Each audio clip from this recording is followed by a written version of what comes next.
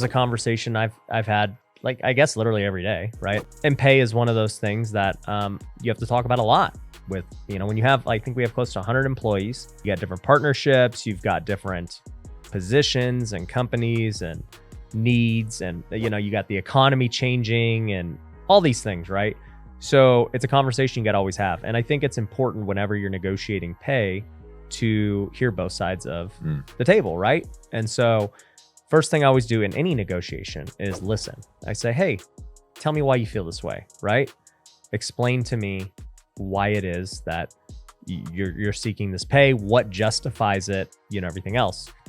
And sometimes there is a justifiable thing that's like, yeah, you know what? You're right. Like, you should be being paid more based on what you're doing. I didn't know you were doing all that. If it's in this random scenario that Justin's playing out where it's like, you know what? We all just want more money. Like, there's just too much money being made. You're making too much money, so we want more money. Yeah. In that scenario, I would go into it and I'd say, okay, just tell me what it is you were doing before this. And how far have we come together, right? How much have I rewarded you along the way with different pay increases and promotions and other things, right? Then I'd set the stage. Like, okay, let's put things in perspective. What do you think that you would do outside of this? If you were to no longer work here and whatever happens, what is somebody gonna go pay you for your skills today? And the reality is, for most people in my companies, they couldn't make more money doing something else because the opportunities that I've given them are far better than what they have. That's why they work here, right? The second is the upside of what we're going to do in the future is far greater, right? You go work for Pepsi, you know what your job's going to be the next 20 years. You ain't moving. You don't know where I'm going in the next 20 years. I just gave everybody free tykes. Everybody's chilling, So I would say, where do you think that you're going to go and what are you going to do? And are you going to find a better place to work than where we're at, right?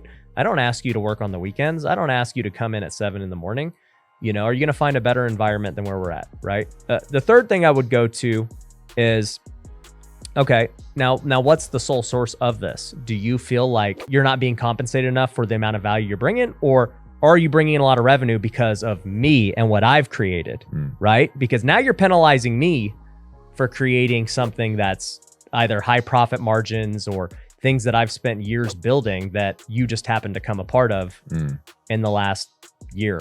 And I would put everything in perspective. I'm like, this is what it is, right? Like, I spent the last 8 years of my life building this. Were you there when I had to go flip couches and max out my credit cards to build the opportunity for you today?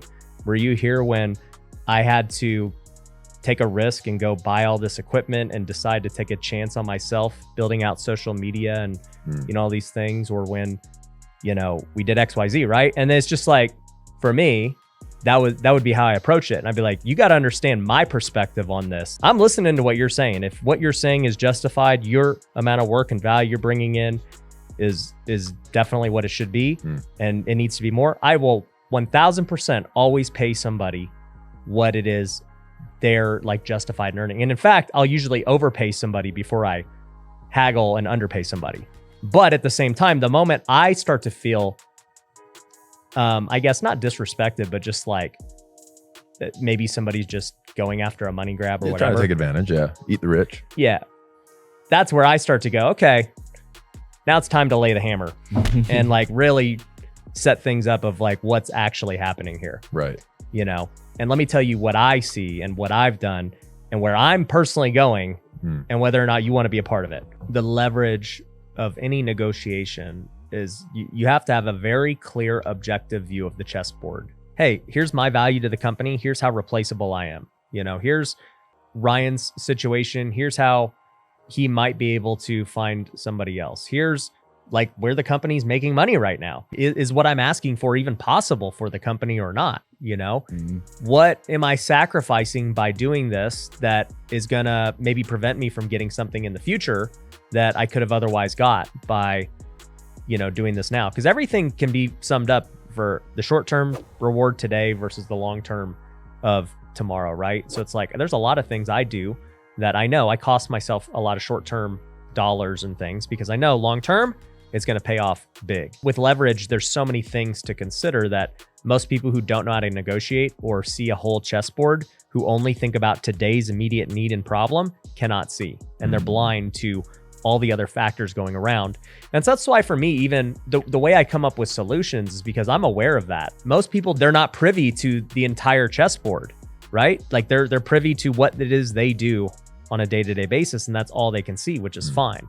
And so anytime, like, that was the whole point of like, hey, let me explain to you what we're doing and why you're being paid what you're being paid. Because a lot of times it could be summed up as, oh, well, I guess that now makes sense why, I'm paid that. Right. And it could also make sense of, what my future looks like with this company and what are the steps I need to do to make the money I want to make. Because if you sit to me and you tell me like, hey, I want to make, 10 grand a month now, I'll say, well, instead of me paying you 10 grand right now, let's find a solution that makes you 10 grand. Right. How can we add more value to get you there? Not just like, yeah, I want to just keep doing what I'm doing and that's it. And I just want more money and that's all I ever want to do. And so I think that becomes the problem with the unions and everything else too. We want more pay, we want more benefits, but we don't want to work any harder.